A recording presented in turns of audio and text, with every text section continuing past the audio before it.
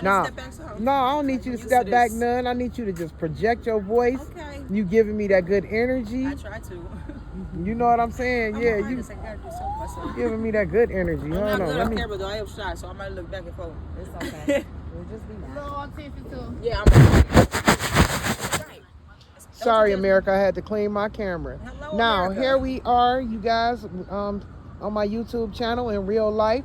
We are bringing awareness to society about the people with mental health issues, addiction issues, and homeless issues, or displaced citizens as well, and all of the struggles that are related to being in a situation like this. So, young lady, what's your name? My name is Lex.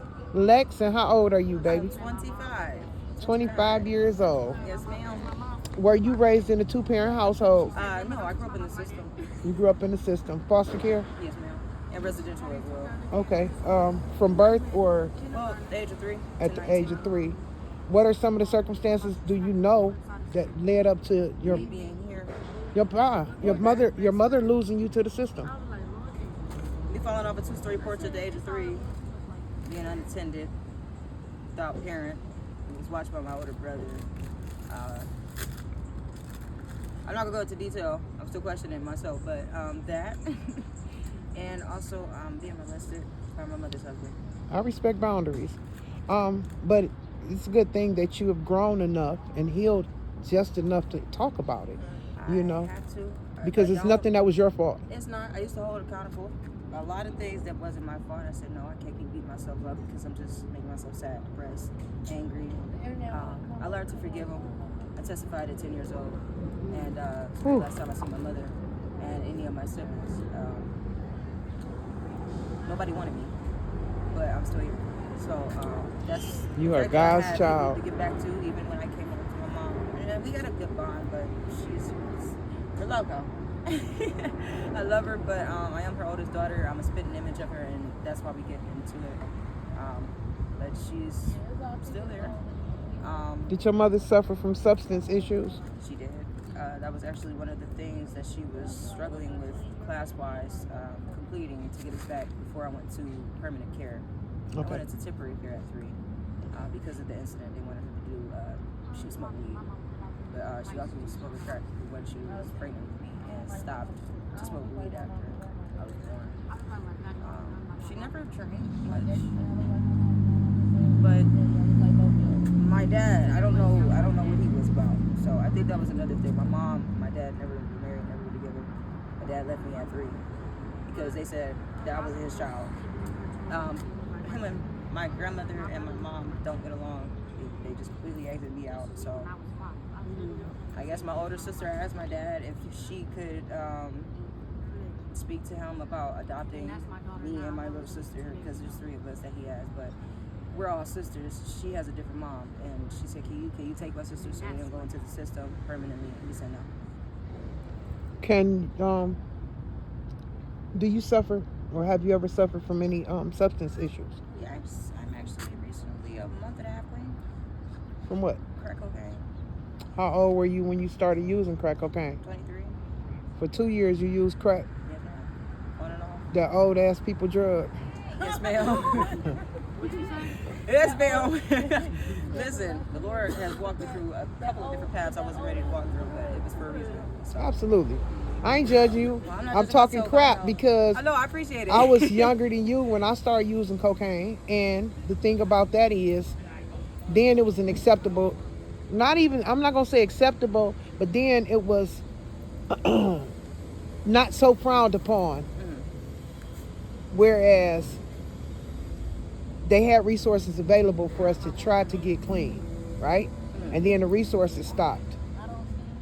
Drugs have transitioned, life has changed, and it's starting to switch over and morph into other drugs. You understand what I'm saying? So whereas people start going from crack to Molly, from Molly to this, and from this to the other. Well, I'm glad I didn't go to that, but I did leave the crack alone, and it became a little bit of an alcoholic. So I'm dealing with that currently.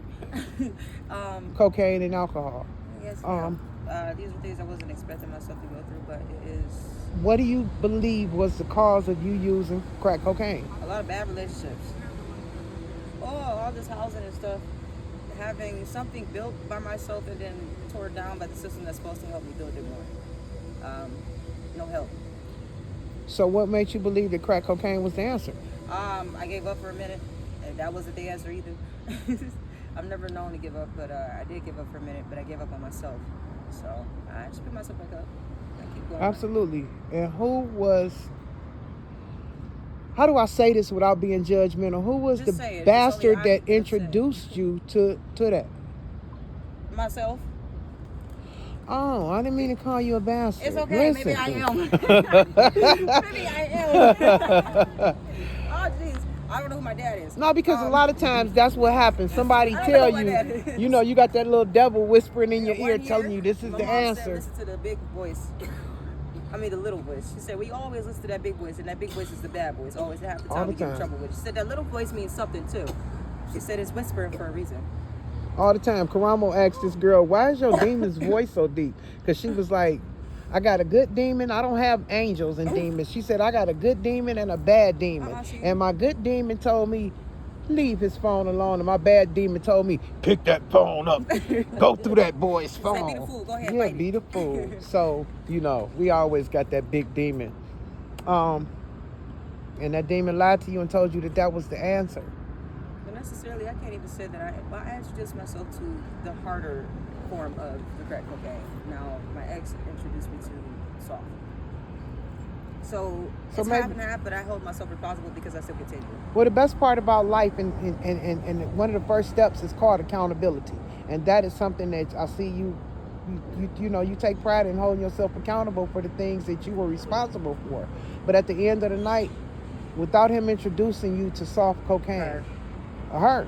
Without her, She's also my abuser for the last 2 years, physically, mentally, psychologically. That was the reason why I continued when I got down here. okay. But I'm around my family, my friends, my loved ones, and that's what keeps me going. They don't want me to fall Absolutely. down that path. And it's a step because God has brought you this far, and he didn't bring you this far to leave you. He didn't. He don't put me through nothing I cannot handle. My mom had to tell me that one. No. So through your addiction, you suffered a lot of things. Homelessness obviously is one of them. What are some of the other damaging consequences that you have suffered behind? I lost. Okay, let's see. I lost my dog. I lost connection with my mom. My mom has a big trust issue with me now because me not just outright telling her. She was like, I came to her for help, and she just asked me while I was there for the help. I didn't even get her out of my mouth yet. She said, "Are you doing drugs?" I said. She said, "Don't you lie to me, child." I said, "Yes." She said, "I see it in your face. Now let's fix this." Let's the fix bond this. with my dad, he never got a chance to find out about it. I didn't get a chance to really connect with him on that level to tell him anything. I lost a few bonds with people. I didn't just lose things, I lost people. So, and I lost myself with that. Oh, Jesus. Thank you, God, for that awareness, because everybody is not willing to say that they've lost themselves in the process, I'm still in finding the myself, struggle I'm not here. gonna lie. And you will. It's going to be a day by day. It's going to be a step by step, minute by minute process. And that's all you gotta do is take one step at a time. Everything that me and Danielle are doing right now, we're doing, on our own dime, out of our own pockets. We are not provided resources. We are a new platform. We haven't even posted one video to YouTube yet.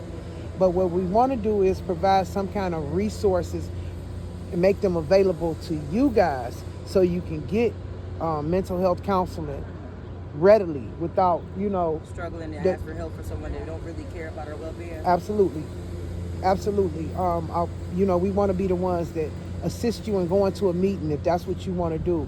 Come down here and pray with you if that's what you need to do. Like a Bible study group or Absolutely. Call me at 1, 2, 3 o'clock in the morning. I answer my phone at all times, and I wake up my immediately grandmother. because that type of phone call at that time of morning, it's important. I don't have frivolous calls, so if you call me and say I need to talk to somebody, then I'll be that one that you can talk to. I appreciate that because I can always use somebody to talk to. I mean, I told a woman here, you can talk to me. I may not be able to give you advice. I'm young. I have people come to me with issues, but I got issues too. Don't forget. I will listen, but I can't always say anything. Now, if I have something to say, I hope you pass it on to the next person in the help.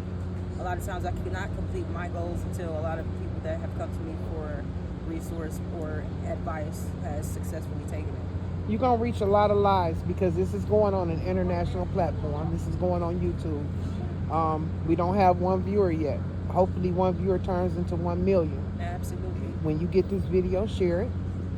You know, we want to be that voice for you guys when you can't be a voice for yourself. Because We want to assist. Now, calling me down here to do a video, because you don't know, because it's happened. Here we go. You know, somebody call you, hey, I need to come do a video. I got a couple people lined up, addicts and this, that, and the third. And then I get down here and you don't have nothing to say. Not you per se.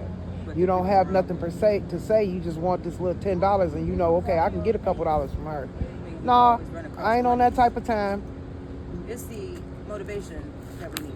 We need to reach people to let them know that we are not invisible. We're not just out here. You ride past and you pretend like you We don't matter. see me. We We the matter. people. Hello. Because sometimes a hello may make the difference between life and death.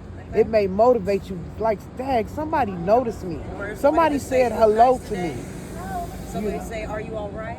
Yeah, Do you absolutely. need anything?" So before we end this interview, I would like for you to just tell the youth why they should not ever touch cocaine, fentanyl, any mind or mood altering substance, please. The mind goes crazy on its own. I actually study psychology at Kent State. Your brain cells are already struggling every day. When you wake up, from the time you wake up and go to sleep, to function, you're killing your brain cells, you're killing your ambition, and you're killing your confidence. Don't do it. I personally lost myself, thinking that it was just a good distraction. It is, but it's, at the end of the day, it's a health issue, and you can lose your life. A lot of people out here lacing things. That is the biggest reason why I stopped. A lot of people are being taken advantage of. It's just not something you want to do to yourself, even if it is just temporary. Find another way. Find another route. So this is one interview in a series of many. They're going to become better quality, and we're going to have more in-depth content. You know, once we build that rapport, you guys will feel comfortable enough to share more things with me. I respect boundaries, and I just appreciate you reaching out and sharing your story on our platform. God bless you. Thank you for calling me. Let me get a shot for my thumbnail. Get a little I'm happy now. I feel good. It do feel good when